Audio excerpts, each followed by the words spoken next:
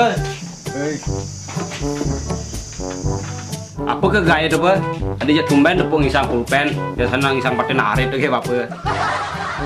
Ini nih Bapak ngai visi misi Bapak nak mencalonkan dari kepala desa. Wih, gayaan bapaknya lagi mencalonkan dari kepala desa. Wah, sing lah empugan gini nih. Ya mencalonkan dari perbekal tuh, Bapak harus ngelah modal, ngelah pipis Bapak. Oh gitu deh. Oh berarti pipisnya nih nyoblos Bapak, singgi masyarakatnya ya nih nyoblos Bapak. Wah, pipis itu Bapak akan ngai stiker, ngai spanduk, nyantu Bapak pasang di jalan-jalan nih, tawange ke masyarakatnya bahwa Bapak tuh mencalonkan dari kepala desa.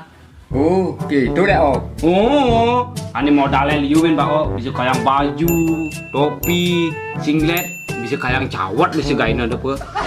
Oh gitu deh oh. Yang gitu kan harus liung lah modal. Oh, Bapak harus liung lah modal. Cina di modal paling kecengitan ya Bapak. Ngomong-ngomong, mun Bapak lah modal. Melah modal bangku nggak besi rencananin tuh lah karadep kira-kira cukup ya deh.